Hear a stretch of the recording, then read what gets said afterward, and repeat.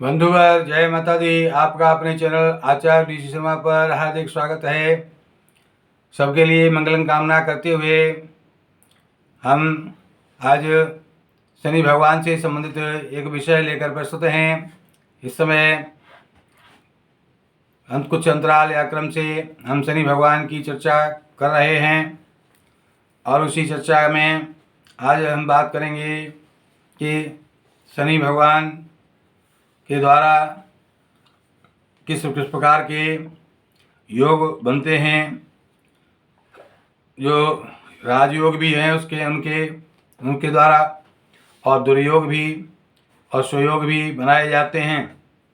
तो किस प्रकार से राजयोग बनते हैं और किस प्रकार से दुर्योग बनते हैं ये हम आपको समझाएंगे और उनसे बचने का, दुर्योग में आप किस प्रकार से अपनी उससे रक्षा कर सकते हैं। अगर आपकी कुंडली में राजयोग बन गया है तो आप उसका फल किस प्रकार से प्राप्त करेंगे, क्योंकि राजयोग केवल बनने मात्र से वो फलदायी नहीं हो सकता है। उसके लिए ही हमें तदनुसार उसके अनुसार आचरण करना होगा और तभी वो राजयोग फलदायी होते हैं। तो इस प्रकार से बात करते हैं कि सबसे पहले आपको बताएं शनि भगवान के जो नीलम रत्न है उसको यदि आप राहु के गोमेद रत्न के साथ पहनते हैं तो उससे आपकी बनी बनाई पद प्रतिष्ठा खराब हो सकती है और सारी मेहनत पर पानी फिर सकता है। आप जिस ऊंचाई पर हैं वहाँ से एकदम कहीं भी किसी भी स्थिति में नीचे जा सकते हैं। तो इस प्रकार ऐसा भूल कर भी न करें तो अच्छा होगा।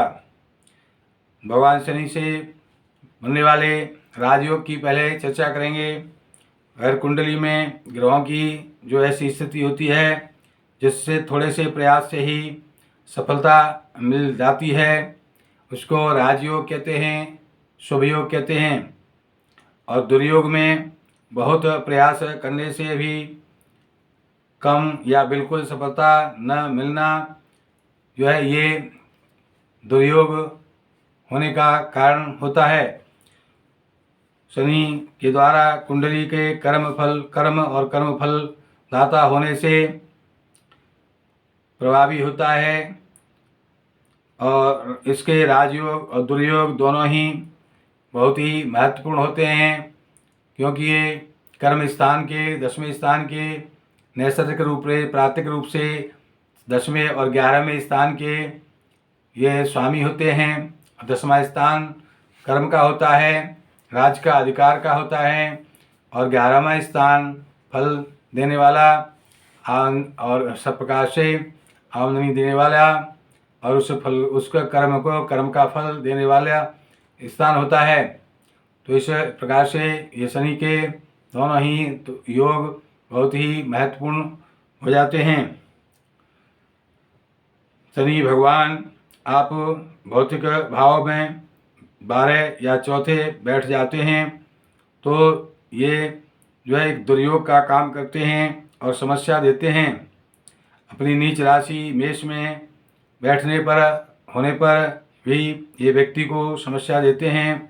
जिसकी कुंडली में ये इस प्रकार से 12वें, 4वें या नीच के स्थान के होते हैं, ये इनके द्वारा बनाया हुआ दुर्योग होता है उसके लिए। और बहुत मेहनत करने पर भी उनको कम से कम सफलता जीवन में मिलती है।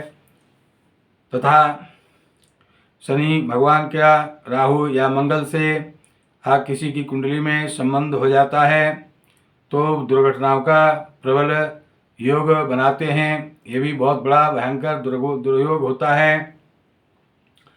यदि शनि का कुंडली में सूर्य से संबंध हो जाता है तो इसको सर्प योग कहते हैं, जो पिता पुत्र के लिए दोनों के लिए घातक होता है। जिसकी कुंडली में होता है उसके पिता और उसके लिए और उसके पुत्र के लिए तीनों पीढ़ियों को परेशानीदायक हो जाता है। इस प्रकार शनि का वृश्चिक राशि या चंद्रमा से संबंध हो जाता है तो ये विषयोग नाम से दुर्योग बनता है और इस दुर्योग के कारण जो है उसको वैराग्य और जीवन में सब प्रकार से असफलता प्राप्त होती हैं। कभी कभी उसको वैराग्य भी हो जाता है जीवन से और वो सब घर बार छोड़कर सन्यासी हो जाता है, घर से निकल जाता है, या फिर वो नशे में डूबा रहता है। इसके ये परिणाम आप मिलते हैं। इसके बाद चर्चा राजयोग की करें तो शनि भगवान के द्वारा ये राजयोग जो है 3, 6 और 11वें भाव में कुंडली में अगर शनि विराजमान होते हैं और लग्न के अनुसार आपके लिए शुभ फलदायी हैं, जो पहले हम आपको चर्चा कर चुके हैं, तो ये आपके लिए, इस व्यक्ति के लिए बहुत ही राजयोग का काम करते हैं, बहुत ही शुभ होते हैं और उसको पराक्रमी और उच्च स्थिति में पराक्रमी बनाते हैं और उच्च स्थिति में पहुंचाते हैं। यही शनि किसी की कुंडली में अगर तुला राशि यानी उच्च के हों, तुला या मूल त्रिकोण राशि कुंभ राशि में विराजमान हों, तो ये सस नाम का पंच महापुरुष योग बनाते हैं। और शनि बृहस्पति की यदि धनु या मीन राशि में हो या बृहस्पति या शुक्र के साथ बैठ जाते हैं तो भगवान व्यक्ति को अंशावतार बना देते हैं। उसके अंदर दैविक शक्तियाँ उसको प्राप्त होती हैं और लाखों में ऐसे कोई एक व्यक्ति पैदा होते हैं। बिना शनि की कृपा से कोई आध्यात्मिक योग भी प्रभावी नहीं होता है। अब बात करेंगे कि आप दुर्योग के समय आप जो है जो भी आपको चर्चाएं बताई गई हैं इनको उपाय करके शनि भगवान को प्रसन्न करें। सबसे ज़्यादा शनि प्रसन्न होते हैं व्यक्ति के शुद्ध आचरण से, और दूसरा शुद्ध आचरण करते हुए मन से, वाणी से, शरीर से शुद्ध रहेंगे, मन में अच्छा सोचेंगे, वाणी से अच्छा करें बोलेंगे और शरीर से अच्छा करेंगे तो शनि भगवान अवश्य ही प्रसन्न होंगे।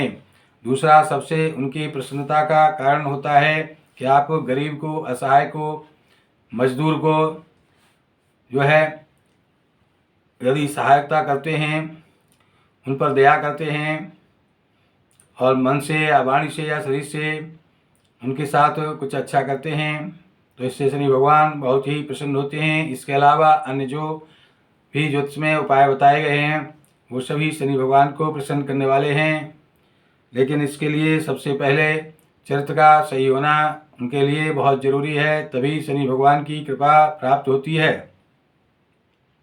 और दुर्योग होने पर भी आपको वो दुर्योग से रक्षा कर सकते हैं और दुर्योग में कम से कम परेशानी आपको देंगे।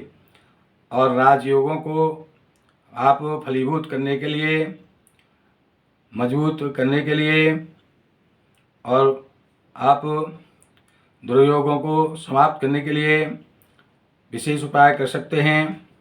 शाम के समय पीपल की जड़ में जल डालें, जल हो गुड़ के साथ, गुड़ का मीठा किया हुआ जल हो या गुड़ साथ में हो तो जल डालकर गुड़ पीपल की जड़ में रखें और 1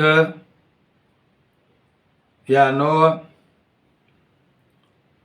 1, 7 या 9 परिक्रमा करें। सरसों के तेल का एक दीपक जलाएं और फिर शनि के तांत्रिक मंत्र का ओम प्रां प्रीं प्रौं सह शनैश्वराय नमः, ओम प्रां प्रीं प्रौं सह शनैश्वराय नमः, इस मंत्र का यदि आप जाप करें 108 बार वहाँ खड़े होकर या बैठकर जैसी भी व्यवस्था हो, और गरीबों को अन्न वस्त्र का दान करें, खासकर मजदूर वर्ग को आप कुछ दान करें और हल्के नीले वस्त्रों का प्रयोग करें तो आप शनि भगवान की राजयोग में कृपा पा सकते हैं। अपने आचरण को सही रखते हुए ये उपाय करना है तो आपको राजयोग का फल मिलेगा और दुर्योग से आपकी रक्षा होगी।